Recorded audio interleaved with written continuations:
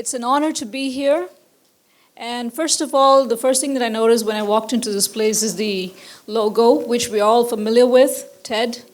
And we are also familiar with what the definition stands for, which is technology, entertainment, and design. Now, when we talk about just that alone, a lot of us are used to it. I mean, we see it. Especially if you're a TED follower or TEDx follower, you would have seen it a lot of times. But I'm going to take it a step further, because I think that the experience that I gained from observing more in life, deeper in life, is actually a different perception. It gives us a different perception every time you look at something differently and deeper. So when we look at TED, technology, it expands our physical and virtual boundaries. And it's limitless. Even as we sit here, creations are being made. And for entertainment, creativity, which amuses and thrills us every single day as we unwind after a busy day. And finally, design, which creates the aesthetics. Now, everything around us has to be created. And there's a necessity behind every creation. How you and I perceive creativity, creations, and everything that you see around us basically defines your life. So creativity is something that is so crucial on a day-to-day basis. When we talk about creativity, for us, for each one of us, it's a different meaning. It holds a different positivity or negativity, however you like to look at things. But nothing is ever made without a purpose. When we grow, as we are raised, the environment, the culture that we are raised in defines the way we grow. But there comes a point in life where we pause, and there is a self-awareness that sets in. And this self-awareness changes. It's like life throws you a curveball, and you never know when life's going to throw you a curveball. You just have to deal with it. For me, this curveball happened when I lost my parents 2 decades ago, and I had to deal with it, just like anyone else. I had to go through the grief, I had to go through the healing, coping with the changes, and I had to also recreate myself, my identity as me. And when I had to do that, I figured that the only way to do that is by being more observant of my world, of the life around me, of everything.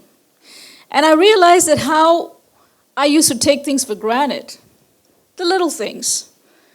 It could be anything from an airplane, which is basically a massive steel that can travel and take you from one continent to the other, and all the way down to a hairpin.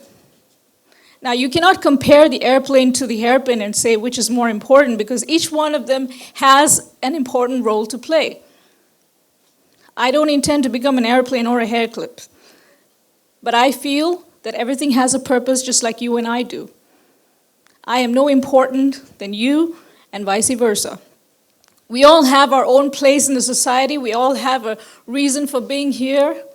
And the way we are and we will become defines based on how you create yourself, how you and I create ourselves.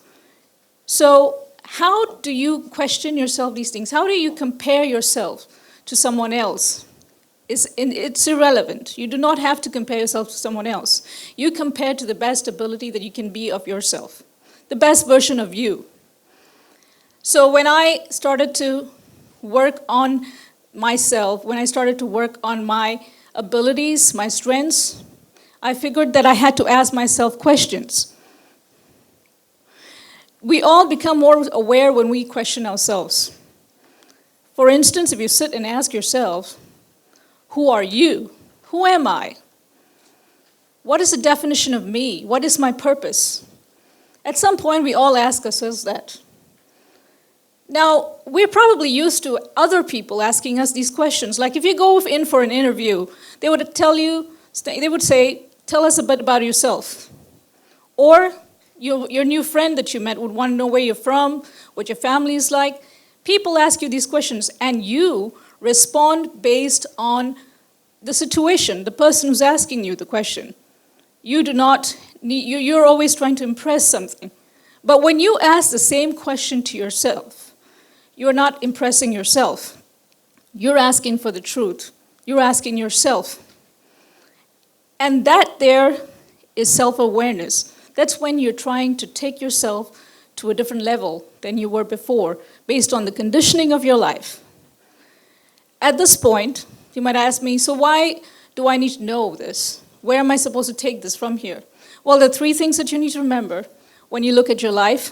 When you look at your past, when you look back, look at it only to know that everything had a purpose. Every experience had a purpose. It was all lessons. Lessons that brought you here today. Lessons that sculpted you to the person you are today. And when you look at now, the present, you look at it with gratitude because you're looking at everything around you that you have become, that you have created, and you look at it with gratitude.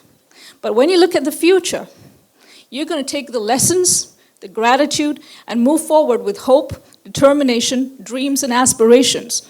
That's what you need to work with. So when you're at this point, you would ask me, now, how do I use that? How is that even going to help me, to empower me? First, you discovered who you really are.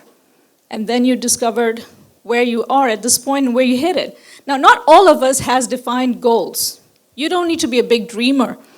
You don't have to have solid plans for your future. But you start now. The reason why you even did this little questioning is so you know where you are right now. And it does not matter where you are right now. What matters is where you hit it. You can go anywhere from here. It's totally up to you. So how do you move on from here? You need to first understand that every one of us is given equal opportunities. Creations are open to everybody. Opportunities are open to everybody. We all have time and energy that we can use freely to explore and become anything we choose to be. If you just keep counting on the losses, you will not be focusing on the gains.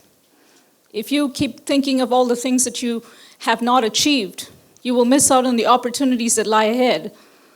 So when you talk about self-empowerment, how do you empower yourself with all of these resources, the thought patterns?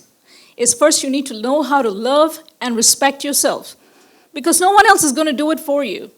No one's going to teach you how to love yourself. Only you can do it. And the benefit that comes from loving and respecting yourself is vast. It's huge. How can you do that? How can you even love yourself? Well, little things. Every day we go from one chore to the next. We keep doing one, we play different roles from morning to night. And at the end of the day, you just feel drained. And you know why you feel drained? Because you have existed. You have not really lived. You only live when you feel complete at the end of the day. What have you done for yourself, by yourself? Take a few moments every day. I'm sure each one of us has something that we really love to do. But because of lack of time, or whatever it is, you stop thinking about you and you start thinking of all the things that you need to get accomplished. So at the end of the day, if you feel drained, it means that you don't feel complete inside. It's not about the physical exhaustion alone. It is about the mental exhaustion of having drained yourself by attending to every single thing out there. You need to also attend to yourself because you matter first. So you put your effort out there and you start doing one activity, anything. Just spend 3 to 5 minutes, split it up as according to how you prefer it, or have 3 of these sessions, or 2 of these sessions, depending on your own convenience. But do something that is exclusively for you. When I say do something exclusively for you, it does not mean you immediately turn your phone on and see who's online on Facebook. That's not what I meant. You do something that is exclusively for you, as in listen to your favorite music, take a walk in the park, do something that only matters to you. Just be in the moment, because that moment is exclusively for you and is never coming back. The next thing you can do is self-respect, respecting yourself. Now, how can you respect yourself when there's so much going on around you? Is there enough time to respect yourself? We all play different roles every single day. When it comes to respecting yourself, you need to be more of an observer than just a role player. We all play roles from morning to night. But how many times have you just sat back in a very stressful moment and thought of something that you could probably perceive differently and probably approach differently. Because most of the times we run our lives in patterns. We wonder, why is it that I keep running into same situations every day? Why do I keep repeating these cycles? It's because you are not being attentive enough. You're not respecting yourself to be attentive enough about the way you live. You need to stop, set your emotions aside, because the emotions can be distracting. They can distract you. Whenever you are directly involved with anything, you do get distracted. So step aside. Even if it takes a moment or two, the world can wait. Just move back and look at yourself. How can you perceive the situation differently? How can you look for a different outcome? Anything in life has a solution. If you look for it patiently, if you love yourself enough, if you respect yourself enough. Finally, I just want to say one thing for all of us here, is when you look at you, as in Y-O-U, the person you are, you have to remember there's just one you in this entire universe. There's no one else. You're like a fingerprint. So what you make out of yourself now defines your future. No one else can make or break you but yourself. If you're looking for happiness, if you're looking for success, everything outside of you, you become just like a hollow tree. Because without all of that information, all that love and respect that you put into yourself, all the things that I've said, you just end up a hollow tree that cannot withstand the tides of time because you have nothing to hold you down firmly. So don't be like a hollow tree. You need to have a lot of that stuff inside there to keep growing, to stand up, to have a strong base, a core.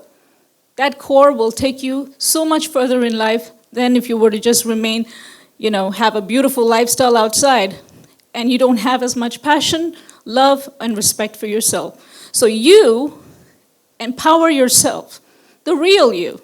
You have to first ask your questions. You have to understand who you are, whatever the definition of you is. If you ask yourself, well, who am I? It could be anything. It could be your personality. It could be your background. It could be the aspirations and dreams that you may have. It may even be accomplishments, or it could be all of that. Whatever it is, the real you has to be identified, empowered. You have to love and respect yourself. So YOU stands for you own you.